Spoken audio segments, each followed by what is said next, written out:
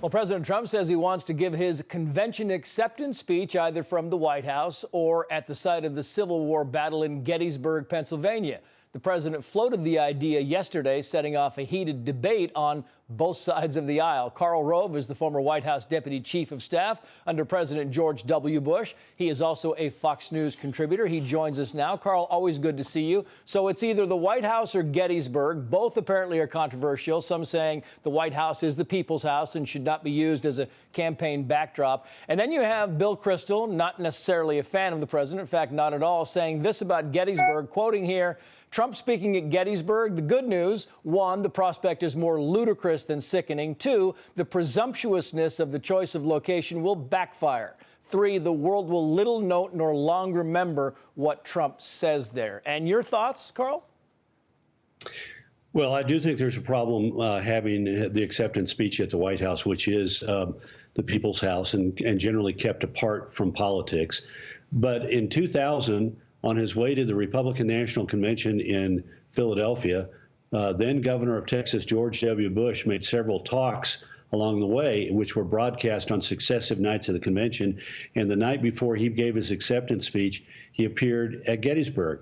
Now, he didn't appear on the battlefield itself. There's private property right next to the battlefield, and my recollection is that he appeared on private property overlooking the battlefield, so you could see the monuments in the distance. But there is a difficulty appearing on national park land to do a political event. You have to go through certain processes, may be difficult to do, but there is private land near Gettysburg, so if the president decided to accept his nomination of his party, he could do so on private land overlooking the battlefield.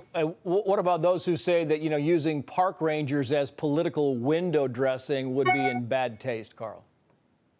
Well, and if you do it on private land, you don't need park rangers. I mean, you surround yourself with veterans, or you surround yourself with people who have benefited from his policies, or you surround himself with people that he wants to, like in a State of the Union address, honor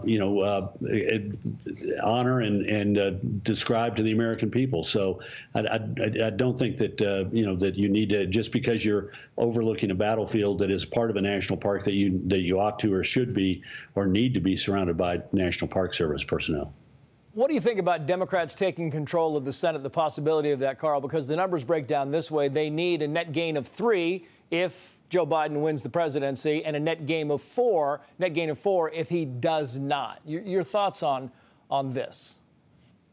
Well, we always knew it was going to be a challenging year for the Republicans because they've got 23 seats up, and some of them are in states like Maine and Colorado that were lost by the Republicans in the 2016 presidential election. I think it's very much up in the air. It's going to depend upon, in part, large part, the quality of the campaigns that are being waged by the individual Republicans. And it's also going to depend upon the president's standing in states like Arizona and Iowa and Montana, North Carolina and Georgia that he won 4 years ago. If he wins them again, then the Republicans stand a good chance of holding those seats. The Democrats have 2 seats that are up this year that are at risk. One is largely considered gone. That's the Alabama seat held by Doug Jones, and the other one that's at risk is Michigan. So the Republicans have they can gain a little, but they got to be careful to make sure they don't lose enough to turn the Senate, the last line of defense for President Trump, over to the Democrats. Yeah, Karl Rove, always good to see you, sir. Thank you. Thank you, Trace.